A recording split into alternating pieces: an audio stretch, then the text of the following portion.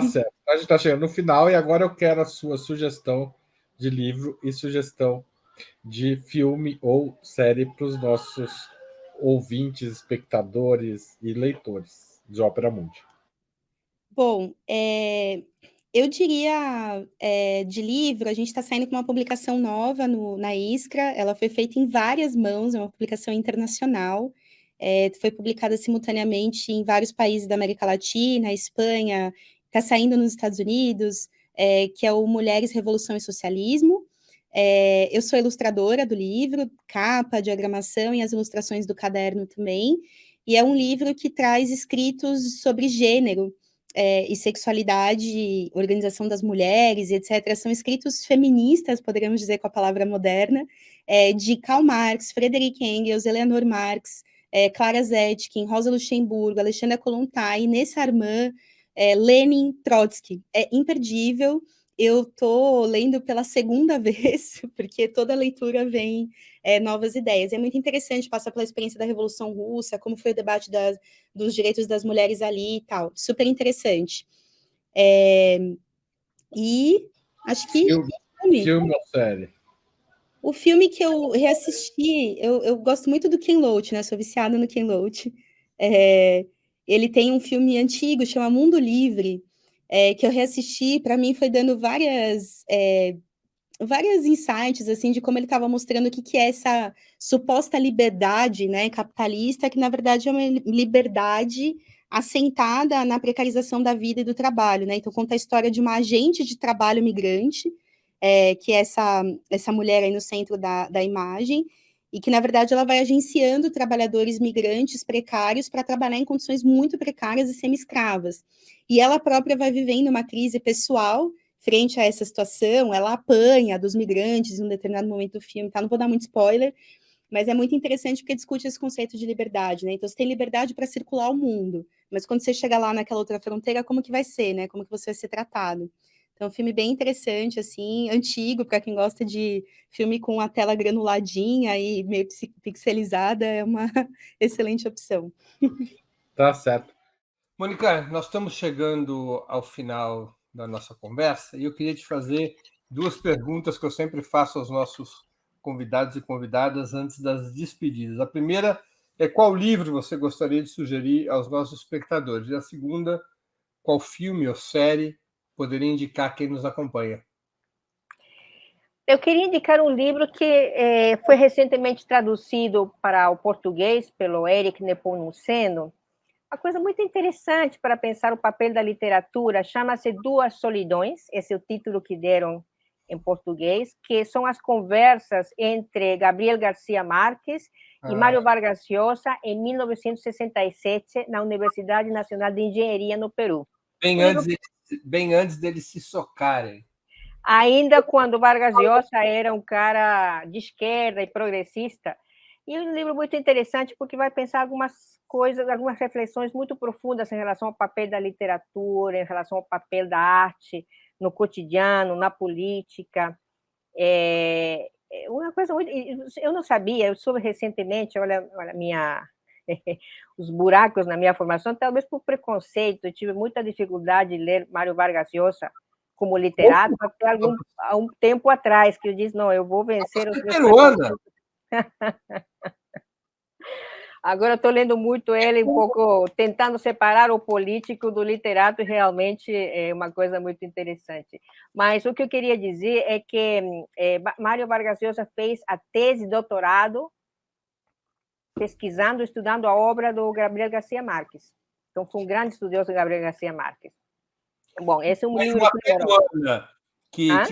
Uma peruana com resistência a ler Mário Vargas Llosa é igual uma argentina resistindo a ler Borges, né?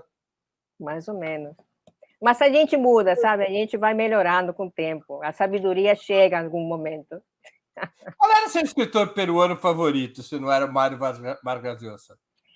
Olha, eu sempre gostei do indigenismo, gostava muito dos escritores dos anos 80, tem vários aí, um momento de grande, digamos, criatividade na literatura peruana nos anos 80, nos anos 90.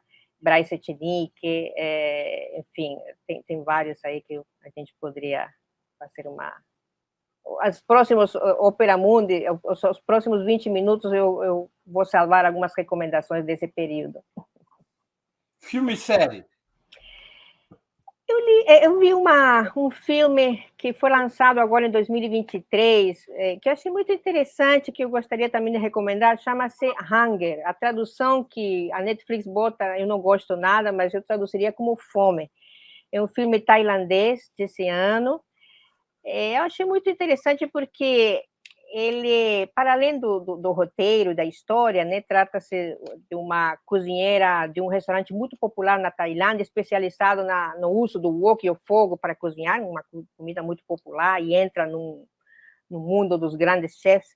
Mas o que eu achei mais interessante do filme é que tem uma estética da imagem muito bonita, quando ela lida com fogo, na hora de preparar as comidas, é uma espécie de balé, sabe? Entre ela e o fogo. É um filme interessante, tem algumas reflexões, alguns insights sobre a questão da culinária e mais ontológicos e o ser humano. Mônica, uma curiosidade, por que a culinária peruana tem tanto parentesco com a culinária tailandesa? Para onde você vai no mundo, tem agora esses restaurantes fusion entre comida peruana e tailandesa? Você acha que tailandesa? Eu diria que chinesa é muito mais. Eu acho mais tailandesa. Tem muita fusão com comida oriental, japonesa, certamente, né? Se você vai comer um sushi em Lima, provavelmente seja um sushi muito diferente que você vai comer em qualquer outro lugar do mundo. Um sushi de ceviche, um sushi com molho de polvo oliva, então uma mistura de comida crioula tradicional com a comida japonesa. Comida chinesa, certamente, é uma tradição muito antiga, porque nós tivemos migração de coolies chineses na virada do século XIX para o XX, depois da abolição da escravidão, para vir trabalhar nas fazendas de açúcar, de cana-de-açúcar e de algodão. Então, a culinária chinesa se instala no mais popular da culinária peruana, e se você caminha por Lima, a cada quarteirão você vai encontrar 2 tipos de restaurantes. Um chifa, que é como a gente chama os restaurantes de comida chinesa, que vem da palavra chifar, que é comer em mandarim, e um restaurante de frango assado na brasa, né? São os 2 mais populares. E essas fusões são posteriores ao boom culinário do Peru, né? Que é um boom que deve ter no máximo 20 anos, quando um grupo de chefs jovens peruanos, o primeiro, Gastão Acúrio, o mais conhecido, mas agora temos dezenas, foram se formar na França, na técnica culinária francesa, e voltam para fazer o quê? Uma culinária totalmente de estrutura peruana, e talvez o mais importante, incorporando a biodiversidade andina e amazônica nessa culinária crioula, que era muito restritiva, que era muito, digamos, endogenista em termos de usar produtos da riqueza e da biodiversidade peruana. E com isso tem um boom criativo, e começam essas fusões que você está falando, com a comida mediterrânea, com várias estruturas de culinária asiática, europeia, é uma coisa fantástica. Aí, próximo 20 minutos com a Mônica vai ser sobre literatura e comida peruana. E olha que eu sou boa cozinheira, então posso dar boas dicas. É fato. Eu sou testemunha de que você é boa cozinheira. Ana, nós estamos chegando ao fim da nossa conversa, que poderia se estender por muitas horas e não faltarão outras oportunidades. E eu queria te fazer 2 perguntas que eu sempre faço aos nossos convidados e convidadas antes das despedidas. A primeira é: qual livro você gostaria de sugerir aos nossos espectadores? E a segunda: qual filme ou série poderia indicar a quem nos acompanha? Maravilha, gente. Eu pensei bastante sobre... Daí, acho que vou trazer uma coisa um pouco mais cultural, assim, até para a gente não precisar ficar tanto na guerra, então eu não vou fazer aquela recomendação daqueles livros Rússia de Putin, A Guerra de Putin, com um Putin enorme na cara. Eu acho que esses livros a gente encontra com muita facilidade. Então eu vou começar falando da série. A série é 17 Momentos da Primavera, que é uma série, na verdade, baseada num livro do mesmo nome, que foi feita em 73, e ela relata como um espião soviético infiltrado na Alemanha nazista é capaz de atrapalhar as negociações de paz secretas que estavam acontecendo entre o Alan Dulles, que depois vai ser o chefe da CIA, né, e um oficial alemão que estavam tentando negociar uma paz em separado entre a Alemanha e os aliados no fim da Segunda Guerra. Essa série, gente, é considerada uma das melhores séries de espionagem da história da Rússia e da União Soviética. Então, eu super recomendo. Como ela é antiga, tipo, tem no YouTube, não é difícil de encontrar. Então, essa é a minha recomendação de série. A recomendação de filme é um filme que chama Brat, que é brother, irmão, amigo, bro, seria talvez em português, que é um filme muito bom também, que representa os anos 90 na Rússia, depois da queda da União Soviética. Ele é sobre um jovem que se chama Danila, que depois de voltar da Primeira Guerra da Chechênia, então ele foi lutar na Primeira Guerra da Chechênia, volta para São Petersburgo e tenta se recolocar na sociedade com um nível de sucesso um pouco duvidoso. Mas não vou dar nenhum spoiler. O filme é muito bom, o ator principal é maravilhoso, é um cara que virou uma lenda aqui, mas infelizmente morreu super jovem, e a trilha sonora é de uma banda que chama Nautilos Pompilos, que é ótima, gente, eu super recomendo, também tem no YouTube, porque é antigo, então é fácil de encontrar.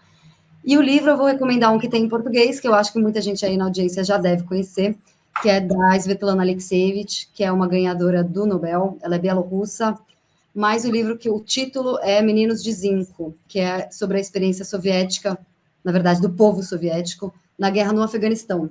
Então, é o que aconteceu com quem foi, com quem voltou vivo, com quem voltou num caixão de zinco, e se foi melhor para as pessoas voltar para casa, ou talvez ter mesmo ficado enterrado lá, debaixo da terra no Afeganistão. É maravilhoso, gente, eu recomendo a leitura. Deixa eu te fazer uma pergunta, está parecendo o filme da Marvel, que depois que acaba o filme tem uma última cena. Mas é uma curiosidade, porque isso muitas vezes sai aqui no Brasil, pesquisa de opinião pública. Como é que o povo russo hoje avalia seus grandes personagens? Ou seja, quem são os personagens históricos mais populares da Rússia no momento? Olha, na verdade aqui o Pushkin é ao concurso. O Pushkin, ninguém ganha dele. Que é um poeta, a gente tem uma dificuldade muito grande no mundo inteiro para traduzir ele. Então, ele é um pouco mal compreendido fora da Rússia, mas hoje, com certeza, é o Pushkin. O Pushkin mantém a sua liderança incontestável. E a gente tem aqui, hoje em dia, também alguns nomes mais modernos. A gente tem também a da Alla Pugacheva, por exemplo, que é uma cantora que hoje em dia está no pico da sua popularidade aqui na Rússia, e vários outros. Mas é engraçado que a gente tem, por exemplo, no Brasil, todo mundo gosta muito de Dostoiévski, Tolstói e tal, e eles, claro, gostam e reverenciam, etc., mas eles têm uma visão daquele livro chato que você teve que ler na escola, sabe? Então, às vezes, eu fico super animada querendo discutir Dostoiévski com os russos, e eles falam, putz, como pra gente é, sabe, não sei, José de Alencar, entendeu?